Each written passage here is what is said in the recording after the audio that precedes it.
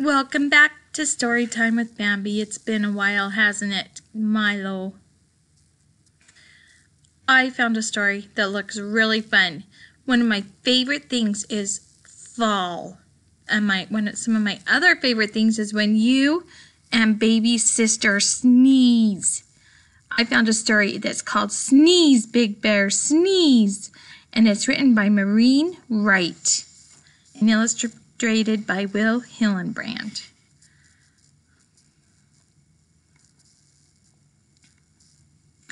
The wind whipped through the autumn woods and swirled to the spot where Big Bear stood. It whirled the leaves right off the trees, just as Big Bear let out a sneeze. The wind said, "Bear, can't you see? The leaves flew down because of me." Bear said, "Wind, it wasn't you. The leaves fell down when I sneezed. Achoo!" Big Bear tried to nail the leaves back using a hammer and some tacks. Silly. The wind kicked up and raced to the sky, swinging down low, then spinning up high. She said, "That bear knows nothing at all. I dropped the leaves because it is fall." Big Bear walked as the cold wind blew and came to a tree where apples grew. Does Bambi have apples at her house? Just as Big Bear let out a sneeze, branches shook in a very strong breeze. "Oh my," said Bear with an unhappy frown, watching the apples drop to the ground. He knew as they fell with a thumping sound that sneezing had made them all fall down. Was it because he sneezed or was it because of the wind? I don't know, but they were all over the place. The wind said, "Bear, can't you see? The apples dropped because of me." Bear said, "Wind, it wasn't you. The apples fell when I said, achoo."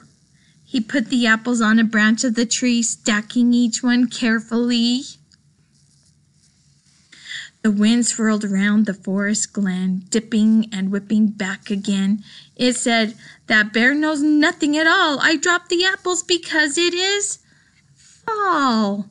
Big Bear lumbered down to the lake. 20 geese rested. No one was awake. Just as Big Bear let out a sneeze, waves splashed up like a stormy sea. The geese flew off with a honking sound, flapping great wings above the ground. "Oh my," said Bear as he looked up high. "What have I done?" he said with a sigh. The wind said, "Bear, can't you see? The geese headed south because of me." Bear said, "Wind, it wasn't you. The geese flew away when I sneezed. Achoo!" The wind spun around the autumn woods and circled back to where Bear stood. She yelled, "Big Bear, I've had enough. I'm tired of this crazy, ridiculous stuff."